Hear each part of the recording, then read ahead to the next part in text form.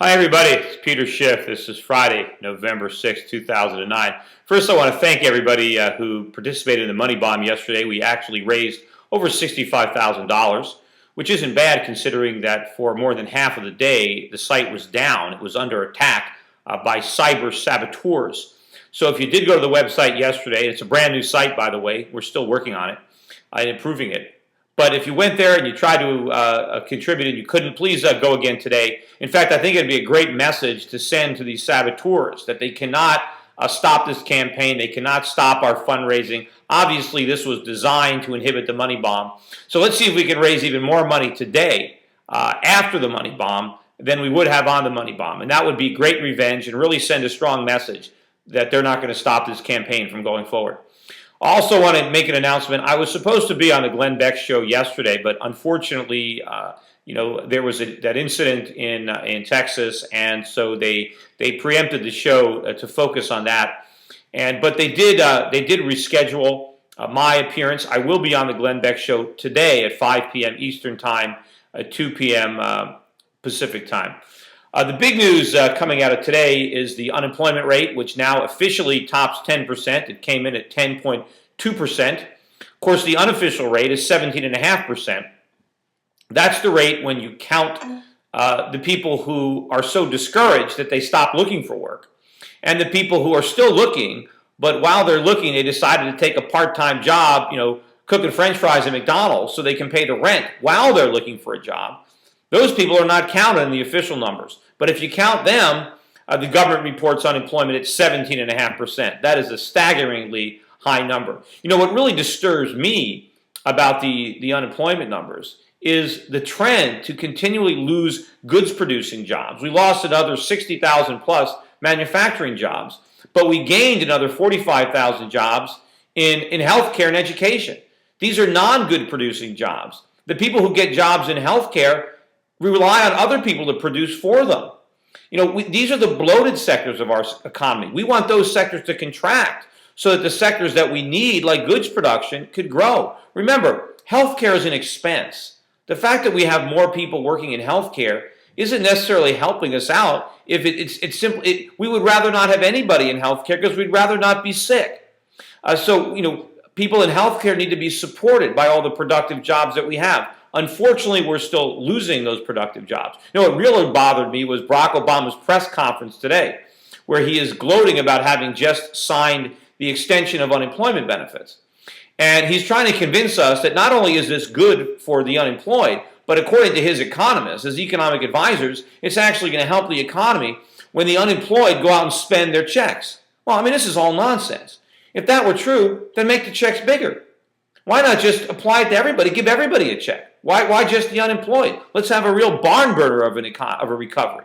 Of course, this is nonsense because the money that the unemployed are going to be spending is coming from the money that the people who are taxed to provide those benefits are not spending, or more importantly, not investing. So it is not going to help the economy. Also, on the economy, I want to talk again about the housing situation. I commented the other day on the blog about this new deed for a lease plan, where Fannie Mae is going to take over houses and rent them back to their owners. And I've got these visions, of the $500 toilet seats at the Pentagon. When the government becomes the landlord and now has to fix all those toilets and the backed up garbage disposals and the busted dishwashers and the roof that's leaking and the heat that's not coming on. I'm just imagining what all this stuff is going to cost. It's not going to be like a private sector landlord where he shops around and he efficiently finds the cheapest plumber. These are going to be government contractors. It's going to be a boondoggle. It's going to take forever, and it's going to cost a fortune.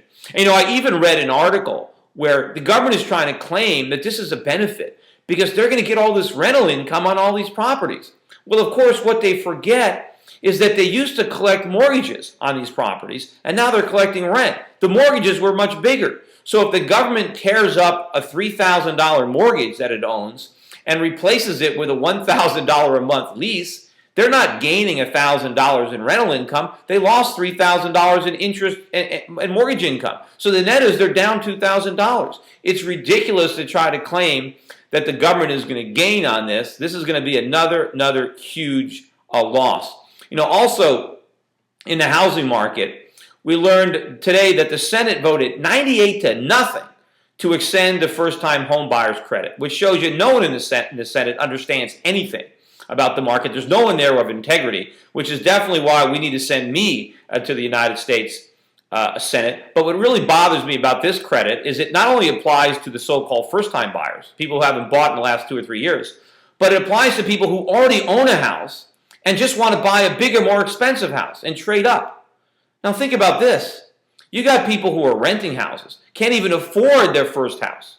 Why are they being taxed so that people who already own homes can have bigger, more expensive homes? Try to explain that one to the constituents. This is all more of the bubble, more of the insanity, and this has to stop.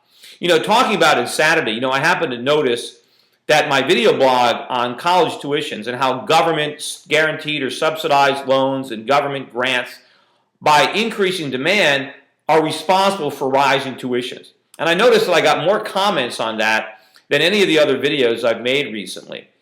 And it's obviously a topic that a lot of people are interested in. But it also occurs to me, and I want to comment, that the government is not only driving up the cost of a college degree, but it's driving down the value of that degree. Back in the 1940s, when they passed that GI Bill, most people didn't go to college. A college degree really meant something. I mean, this was for real professionals. A high school diploma was sufficient for most jobs. A high school diploma was a big deal. High school graduation was a big deal. Not everybody even had that. So we didn't have to keep people in school that long to get a good job. But today, because the government pushes so many people through the educational treadmill with all that cheap money and guaranteed student loans and everything and aid, everybody gets a college degree. So the value is now diminished because so many people have them. It's basic supply and demand. Now if you want to stand out, now if you want to get a better job, you got to get a master's degree. You got to get a PhD. So if you really want to compare the cost of a degree today, you can't just compare the cost of a college degree today to a college degree in the 1940s or 50s because it's not the same thing. You have to compare the cost of a college degree back then to the cost of a college degree and a master's degree and maybe more. So not only is the cost really skyrocketed because you got to pay for the advanced degrees, but look at how long you're in college. It's not just 4 years. Some people now, it takes 5 years to get through college, and now you got 2 or 3 years of advanced degree. You're in there forever. You're borrowing more and more money, and you're delaying your entrance into the workforce where you can actually earn money.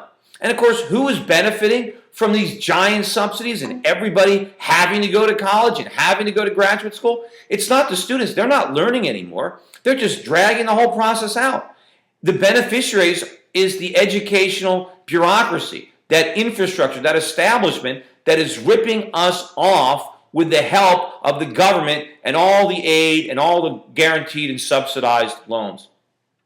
Anyway, look, that's it for today, everybody. Have a great weekend. Again, I wanted to mention, I forgot at the top of the show, gold made another new high this morning on the back of that weak economic jobs numbers. Of course, that implies that the Fed's going to keep the monetary pedal to the metal as longer. We're going to have 0% interest rates because, of course, we're not going to get a turnaround. I keep hearing about jobs are a lagging indicator. How long are they going to say that? And, the reason that this recovery is jobless is because it is not a recovery. And the people who are expecting jobs to be created are going to be waiting a long time because as long as we are following these misguided policies, as long as we are preventing the economy from rebalancing so that we can create the jobs we need, we're going to constantly be losing jobs. Also, quickly, I wanted to also, offer my condolences to the family members of those soldiers in Texas. What a real shame! What a real tragedy! What happened over there.